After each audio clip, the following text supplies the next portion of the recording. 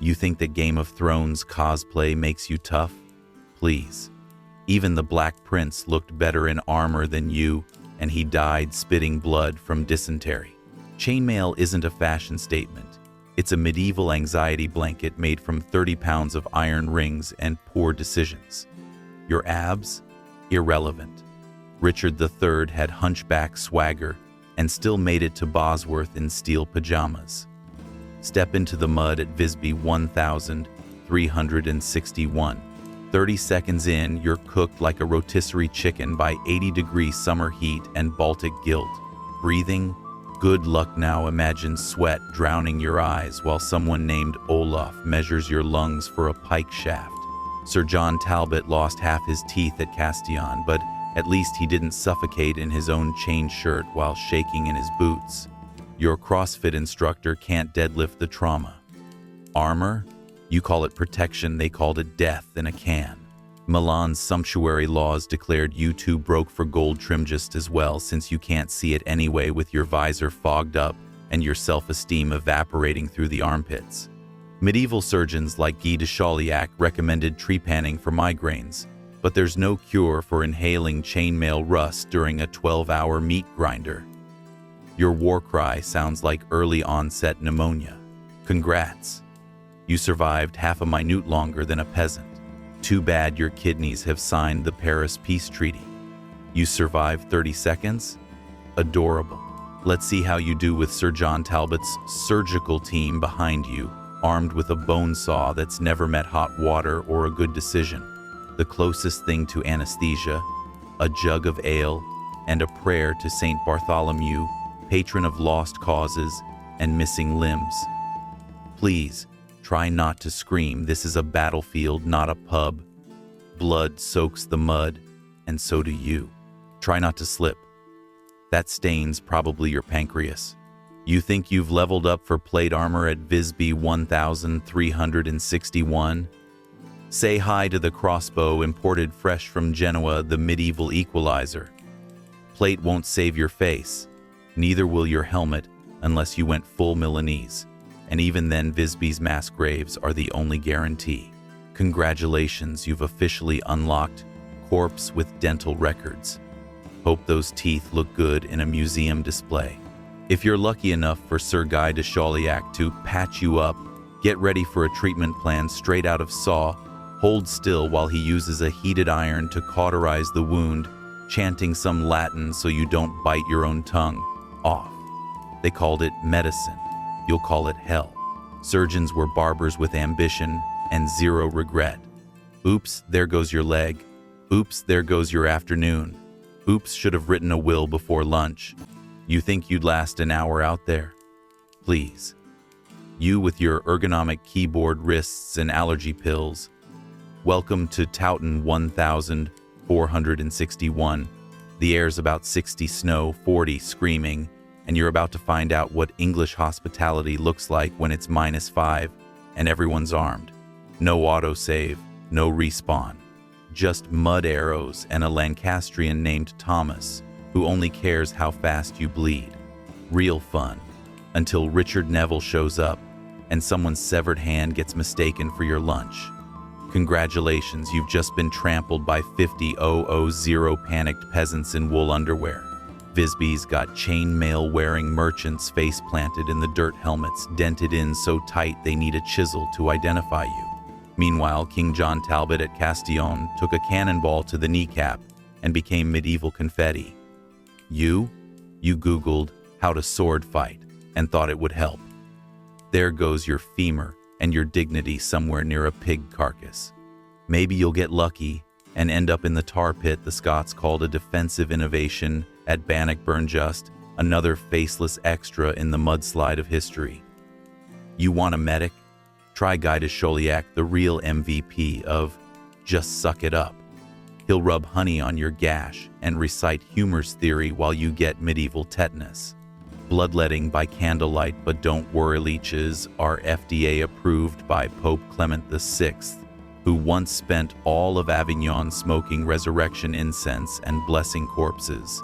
Saint Erasmus got a wheel named after his intestines. Still dead, still cursed. Still trending on the battlefield, you face down, starring in your own 30-second highlight reel. And no, you don't get a refund for unfinished business. You think swinging a foam bat at Comic-Con makes you ready for Visby 1361? You'd last a TikTok loop. Medieval battle wasn't swordplay. It was full contact Black Friday, but the prize was trauma. They found 185 bodies with helmet dents and missing jaws. Try surviving after somebody's Dane axe kisses your face at Stamford Bridge 1066. Sign up for Towton 1461 weather freezing. Terrain slippery with blood. John Clifford died in a muddy stream because armor floats just fine, said nobody ever. Your shield is a plastic trash can lid. Their shields were actual doors from Milanese cathedrals, sometimes blessed by bishops who'd never seen a blade and who believed St. Denise's headless corpse walked, so you could maybe catch a break. You're waiting for a respawn. They're praying St. Maurice is in a miracle mood. The Geneva Convention's not arriving for another 500 years. Scramasaxes don't care about your neckbeard. You fight like a LARP casualty, then die like a census statistic. Guy de Chauliac, France's favorite sawbones, suggests you might technically survive if your arm wound is less than a man's belt in width. Unless you're Edward II, then survival means red-hot poker between the cheeks for being on the wrong side of a baron's grudge. More likely you get field surgery, no soap, no opiates, just a blade and a strong stomach. Bleed out under a sky full of plague birds. John Talbot, scourge of the French, lost at Castillon because arrows treated plate mail like paper. You're just another meme in the mass grave, only with worse Wi-Fi. Still think binge-watching The Witcher counts as training? You think you've played enough Elden Ring to survive Visby in 1361? That's cute. They actually bolted city gates shut to keep their own people from running when King Valdemar's army showed up. Not to fight, to quit early. You wouldn't last half a TikTok before soiling the only pants you own. Try dodging a crossbow bolt with farm boy reflexes while the magistrate recites property laws over the screams. You've got artisanal trauma. They had arrowheads and eyeballs and teeth smashed by Danish maces. The best medical care in sight? Guy de Chauliac, celebrity surgeon who'd patch you up with wine and prayers if he wasn't busy hiding from the plague. If you bleed too slow, congratulations, enjoy Catherine wheels and hot tongs, straight from the church's wellness kit. PTSD isn't a chapter in your Headspace app, it's a worldview when your buddy's face is wearing someone else's jaw. Mindful just means remembering where you buried half of him. Keep daydreaming about your warrior spirit. At Towton in 1461, England's biggest blood-raved survivors crawled out from mud frozen solid with corpses. Some tried to play dead so hard they actually froze that way. Ever seen a bishop give last rites to a trench full of boots? Spoiler, no respawns, no loot drops, just 28,000 men in a puddle of their own everything. Congrats. You're now a historical footnote in trauma, mud, and humiliation right next to the corpse tax of London's 1,388 river cleanup. Still hot, still bleeding. You think you're going to ride into battle like Aragorn? Please. That horse you just mounted hates you more than the Black Death hated Avignon. Here's medieval fact number 1, your horse is not your Uber. It is several hundred pounds of unpredictable muscle powered by oats and generational trauma. You try to steer it toward the murder zone at Visby in 1361, and it's too busy throwing you headfirst into some Danish pikeman's open arms. Congrats, you're a speed bump. Forget loyal steed. Most war horses were trained to trample, bite, and generally ruin everyone's day, yours included. John Talbot, dumber than his own helmet, literally died at Castillon after his horse tripped in the mud and pinned him like a medieval pancake. Your Fitbit isn't counting that. Shout out to King Henry II of France, speared through the face at a joust because his horse played surprise pirouette mid-charge. Enjoy those chivalric last rites if they can scrape you off the field. And don't let the knight cosplay fool you. You're not swinging a lance at Towton. You're dangling from the stirrups while your horse shuffles sideways like it just spotted a plague doctor. Milan's cavalry laws even find you if your sorry saddle skills caused a pile-up like jousting meets insurance fraud, but with fewer survivors.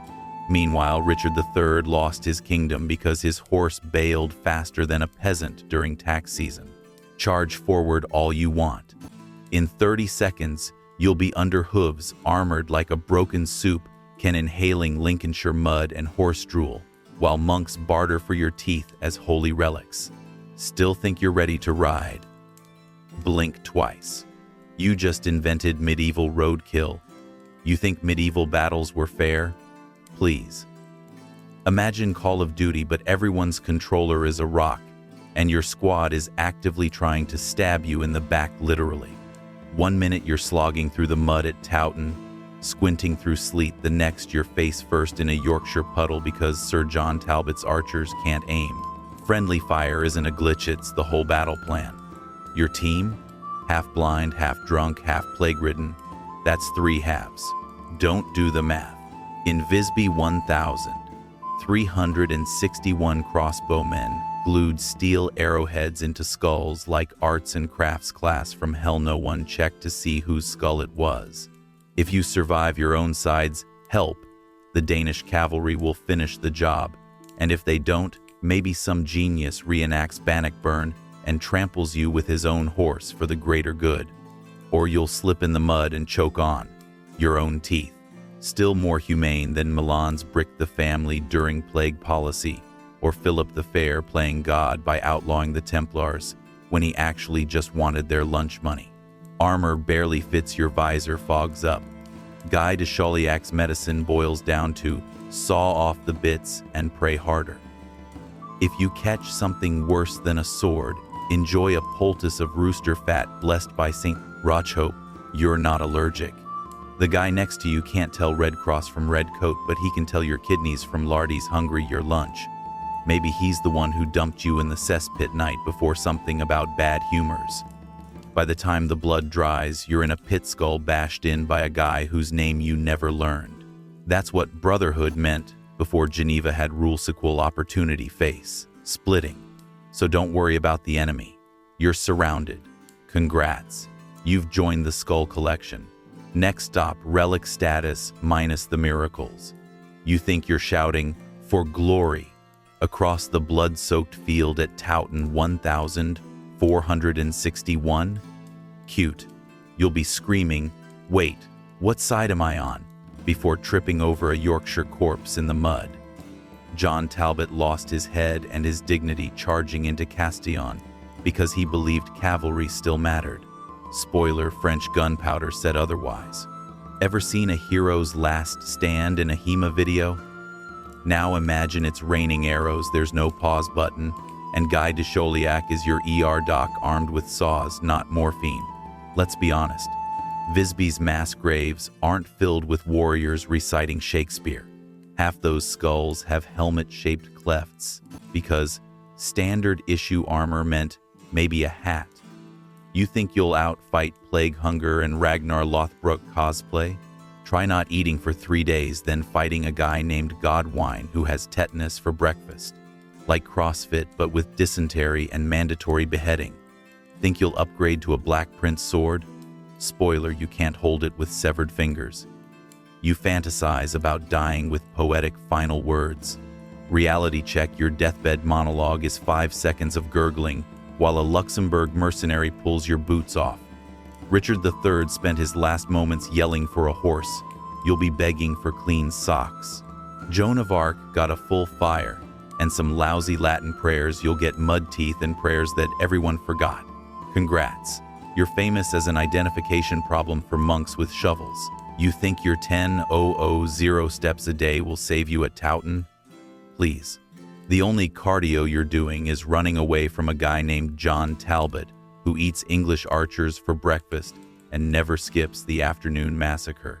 You last exactly 30 seconds, 11 of them spent trying to figure out why everyone's screaming in French. By second 12, you've tripped over a soggy banner, dropped your Aldi halberd, and retired early straight into the mud. That's called battlefield pension. Sir William Gascoigne got a lance through the eye socket, so hey, you're trending. Armor? Unless you mugged a Visby knight for his coat of plates, you're showing up in whatever passes for business. Casual in 1461 wool sweat and existential dread. Crossbow bolt to the chest? Milan's finest would call that Tuesday. The field surgeon Guy de Chauliac himself might offer you wine as anesthesia, while he debates the merits of hot iron cauterization versus just amputate it. Or maybe you get the blessed knife nicked straight from Saint Denis because medical licensing isn't a thing. Modern science not yet trending. No one buries you.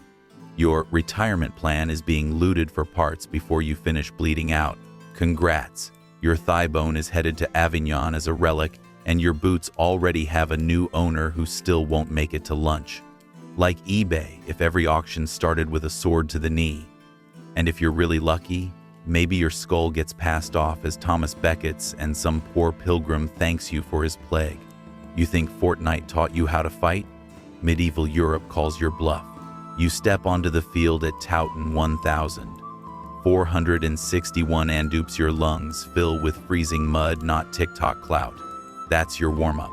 Lose your helmet, lose your jaw, courtesy of someone swinging a Danish axe like he's chopping wood, not influencers. Hope you liked seeing your teeth. You won't even rate a ballad, just a footnote in Margaret of Anjou's to-do list 1. Win battle 2. Bury idiots 3. Try not to get murdered next. Even Richard Neville, the Kingmaker, couldn't schedule a happy ending. Forget HBO armor physics. Visby's dead got looted down to their socks, then dumped in mass graves, so close their bones spooned for all eternity. Plate costs more than your rent.